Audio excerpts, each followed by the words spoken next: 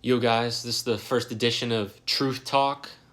Just going to see if I can make this into a podcast and kind of do certain clips of this. But this is the music edition. Guys, it's very important that we look at what we are putting into our minds, especially with music.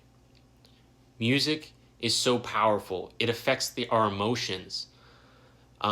If we go and think about music, you're like, oh, it's harmless, guys. Like, it's such a catchy song, or you know, I only listen to it for the beat or something like that.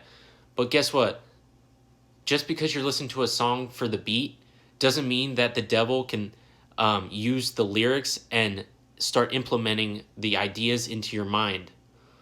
If we look at Genesis 3, when the serpent or the devil is tempting Eve to eat the apple, he first asks her, did God really say you must not eat any of the fruit in the garden? Now, first off, right there, he asks, did God ask you not to eat the fruit? He leaves out an important part of that. God initially said, God says we must not eat it or even touch it, or we will die, is what Eve replies to the serpent. So the devil takes a step of, are you allowed to eat it? Already putting into Eve's mind that, oh, it's okay to touch it. The devil is already trying to make it okay for her to at least touch the apple in order for her to commit the sin of eating the apple, causing Eve to sin. The same thing can happen with music. If we look at further down in verse 6, Eve eventually is convinced by the serpent, and it says, when the woman saw that the fruit of the tree was good for food and pleasing to the eye, emphasize pleasing to the eye, and desirable for gaining wisdom, this is when she decided to eat it. So a song can be pleasing to listen to, but it might have the worst lyrics ever. It might be talking about some worldly relationship that is broken, or we're talking about, oh, we should live in our depression, and all these lyrics are talking about some other person's experience with depression and just how we should sulk in that emotion. But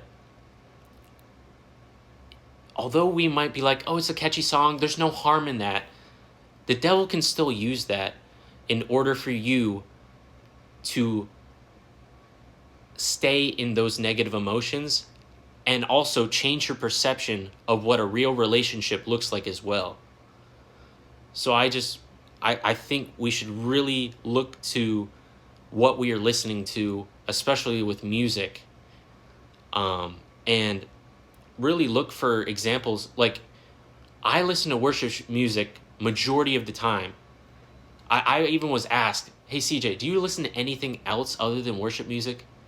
And I didn't have an answer then, but my answer now is, why would I listen to any other music that is not fulfilling me with truth and encouraging me to grow in my faith and is reminding me of God's love? Why would I want to listen to the world and the brokenness of the world?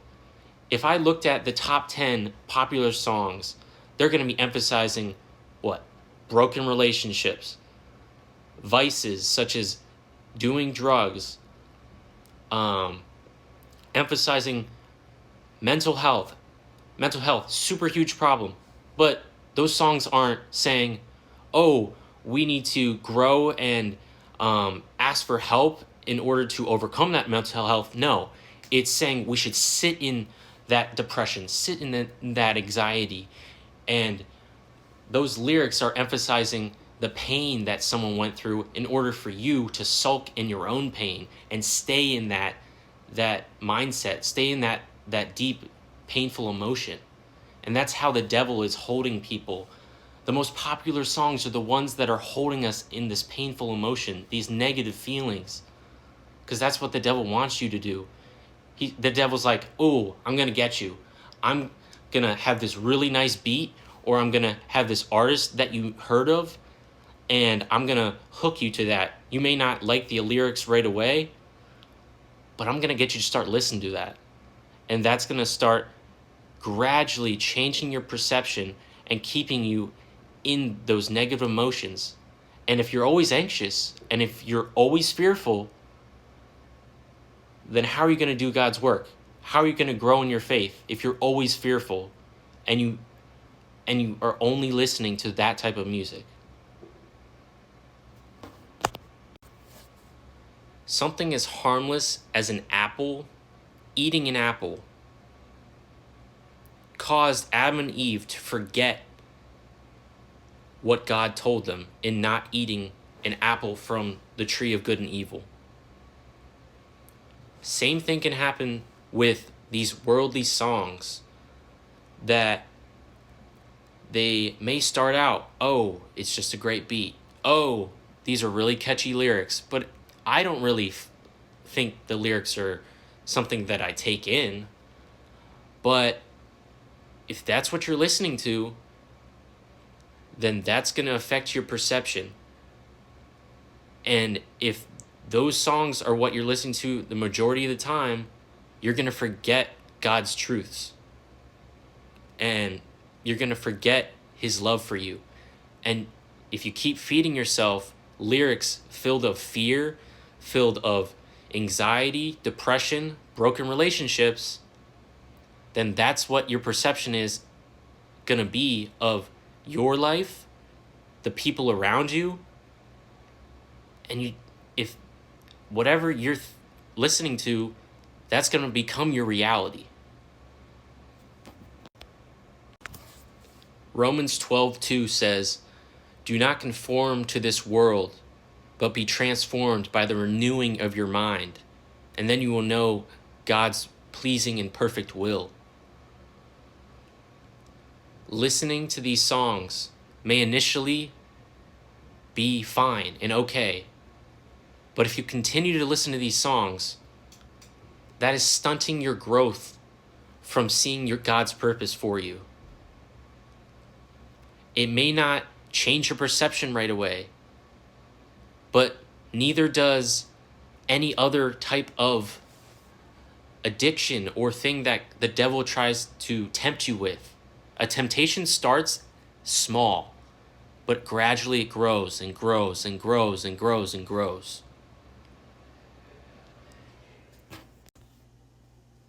Here's the power of music, okay? The more and more you listen to a song, the more it gets stuck in your head. And a lot of those times, think about it. You're like, man, that song almost gets annoying. You can't even get it out of your head. It just keeps repeating and repeating and repeating. So if it's a worldly song like that, then you're just going to be hearing the same old pain, depression, whatever those lyrics convey, that's going to be in your head. And if it's that case, you're not going to be able to get it out.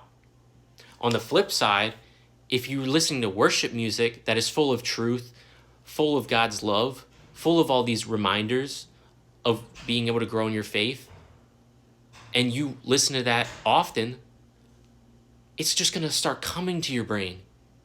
Just like a verse. Like if you memorize a verse, it'll pop into your brain during random conversation. And maybe that's how God's showing you to speak during a certain time, to share the gospel, to share his word, and do God's work. It's a lot easier if you're listening to worship music often, and then it can get stuck in your head, and then God can use that, and you can spread that encouragement, spread God's love through that.